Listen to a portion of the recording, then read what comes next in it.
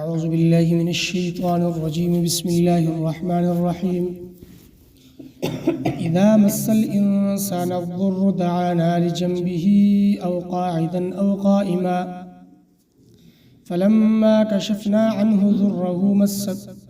ضره مر كأن لم يدعنا إلى ضر مسه كذلك زين للمسرفين ما كانوا يعملون. ودي آیت مبارکه کې د انسان د احسان فراموشي ذکر دی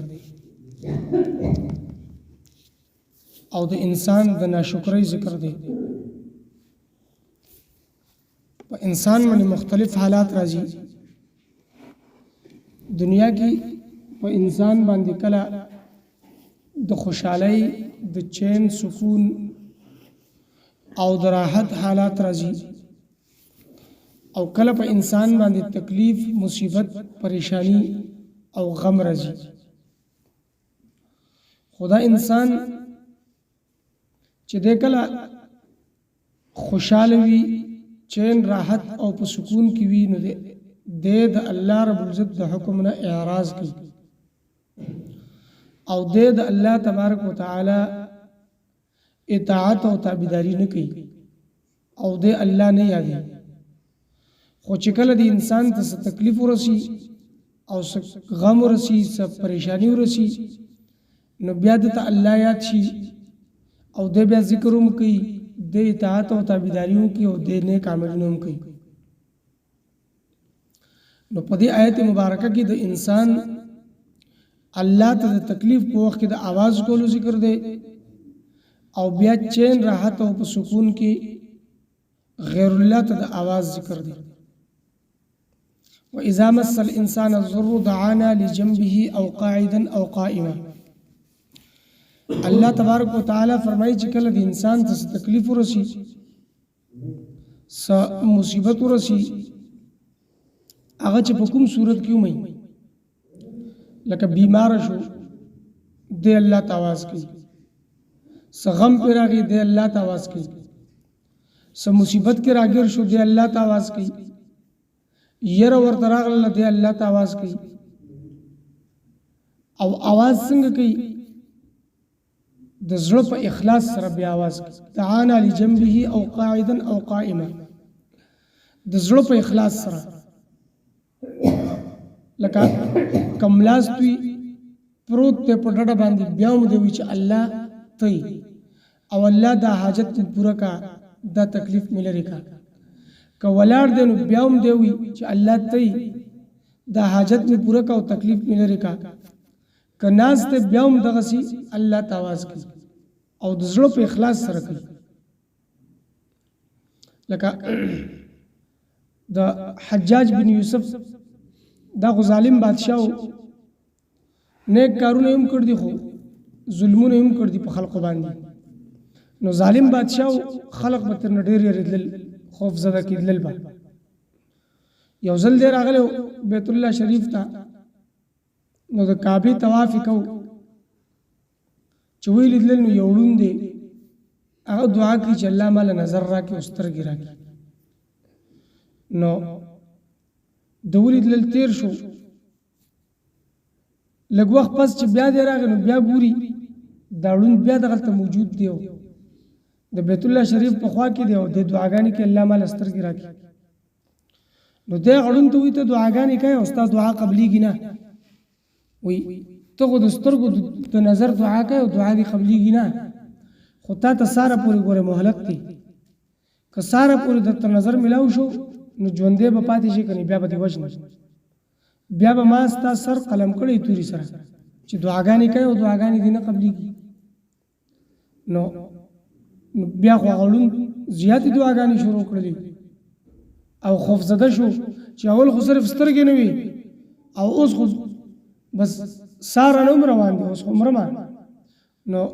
د پاغه دعا کې اخلاص پیدا کړ او پاغه دعا کې عاجزي زیاته کړله او ډېر په شوق سره دعا وغوښتله نو چې سار ګوري الله رب عزت نظر ورکړي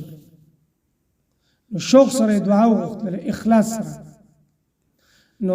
داسې چې کله یو سړي ته تکلیف ورسي د تکلیف او په پریشانی کې نو د په اخلاص سره دعا کوي او د زړه نه دعاګانې وځي نو چې زړه نه کله دعا وځي نو دا دعا قبول شي ده او چې کله څه پریشانی او څه تکلیف کې داسې نه او داسې څه مصیبت نه او د دعا کوي نو دا دعا هم نازله دعایي دا دعا نازله دعایي نو دا د قبولیت درجه ته هم نه رسي خو چې کله تکلیف نو په هر وخت بیا د الله یادي الله الله فلما کشفنا عنه ضره الله فرمای کله چې موږ دنه تکلیف لري کو دا پریشانی دا بیماری دا غم دنه موږ لري کو مر کأن لم يدعنا الى ضر مسه د خدا شي لکه د چې موږ ته په تکلیف کې د سره आवाज نه کړي په تکلیف کې خدای الله توازن کوي په مخه او چې تکلیف لري کو الله رب العزت نو یو دم د الله رب العزت هغه بلنه او الله ته دعاګانې کول درخواستونه کول هغه داسې ترک کړل او پرې خودل چې دته خو اړو د الله اړو ضرورت نه دی راغلی او د چرته الله ته आवाज د سره نه کړي نه د داسې بیا خپل ځان د الله تبارک وتعالى نه د بیا داسې بنیاز ځان غني او داسې اعراض دی کوي گویا چې د الله ته आवाज د سره نه دی کړی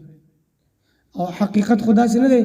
دا حقیقت خدا دی چې په تکلیف کې خدا الله توازن کړ دی او په دې اوازونو باندې د خپل ځان وجل دی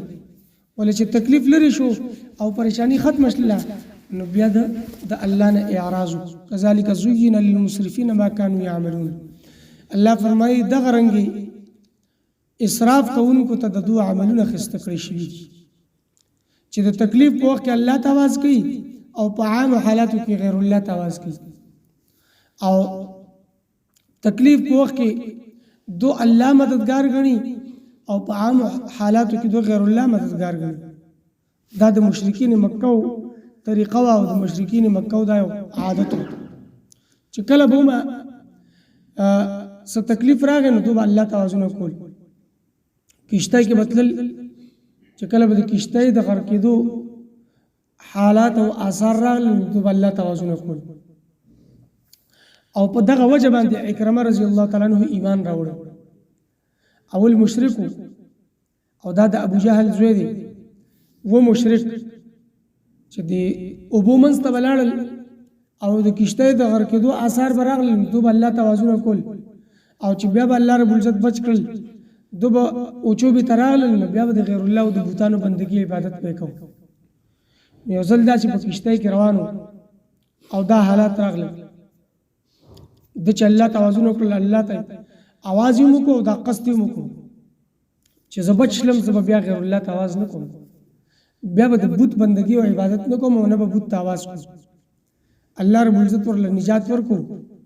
او د ایمان راوړو کامل طریقې سره مؤمن وګرځید او د هغه رزن رستو خیر الله ته आवाज ونکړو او د هغه رزن رستو ذره برابر شرک الله رب العزت سره ونکړو دا څنګه چل دی چې کله موږ تکلیف راځي موږ الله توازن کوو الله رب العزت موږ له نجات راکړي او چې کله تکلیف ختم شي بیا موږ غیر الله توازن کوو نو خپل د شرک او د کفر نه توبه وکړه او ایمان راوړو واذا مس الانسان الضر او کله چې ورسیږي انسان ته تکلیف دعانا نو د بلی مونږ لره لجنبه په ډډه باندې او قاعدا یا په ناسته باندې او قائما یا په ولاړه کده ناسته ک ولاړ دی او کوم لاسته خو د مونږ بلی فلما كشفنا عنه پس هر کله چې لری کومګه دنه تکلیف زده مره نو شد داسي کعلم يدعنا گویا چې د نیو بللی مونږه الى ضر مسه په هغه تکلیف کې چې هغه ته رسیدلو دغه تکلیف کې موږ ته د سر आवाज نه کړي لکه د خدا شي شو کذالک زین للمسرفین دغه رنګي خاصه کړی شوی دی د حد نه تجاوز کوونکو ته خسته کړی شوی دی ما هغه سکانو یعملون چې کوم عملونه دوی کوي د شرکیه عملونه او د الله رب العزت نه اعراض دا دوی ته شیطان خسته کړ دی او دوی ته غوړه کړی